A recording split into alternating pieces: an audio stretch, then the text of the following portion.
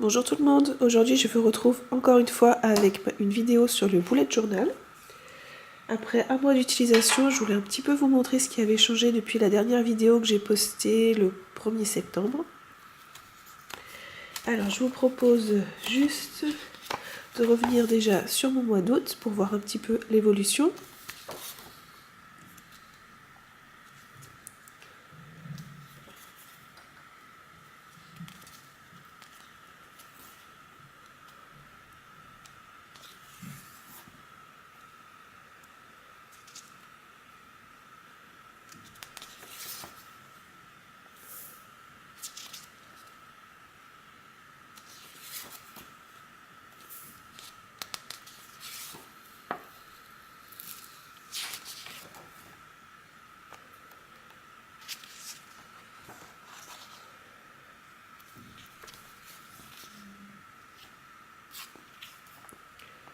Voilà, alors pour le mois de septembre, j'ai changé beaucoup de choses.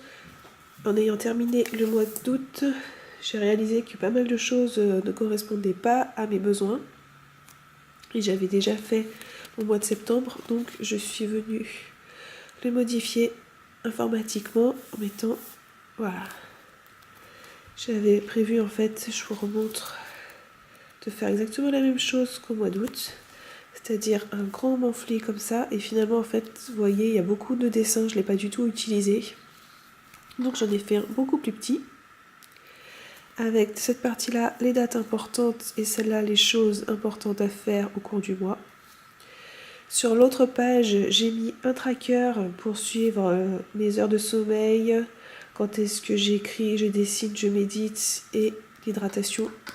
Je fais le challenge de Pop Pilates. Ensuite, cette page-là, par contre, je l'ai gardée et je me rends compte que les cases sont trop petites. Donc pour le mois d'octobre, il faudra que je change cette façon de faire. Ici, j'ai mis les listes des livres que j'ai lus en entier avec les petites notes à côté que je leur ai attribuées. J'ai modifié ma page de gratitude comparée à la dernière fois aussi. Donc elle devait ressembler à ça. Sauf que un mot par jour, c'était un peu ennuyeux et compliqué à faire. Du coup, j'écris une phrase, c'est plus simple par jour. Au-dessus, vous voyez, j'ai fait ceci, une espèce d'attrape-rêve avec des plumes, où je mets 4 couleurs en fonction en fait de mon humeur du jour. La page récapitulative du mois, que je n'avais pas faite au mois d'août, enfin pas vraiment, elle était plus comme ça. Là, je l'ai faite, j'ai déjà commencé à rajouter, à marquer ce que je compte garder pour le mois d'octobre, ce qu'il faut que je modifie, les pages qu'il faut que je rajoute. Et puis j'ai commencé à faire un petit brainstorming sur à quoi le mois d'octobre devrait ressembler.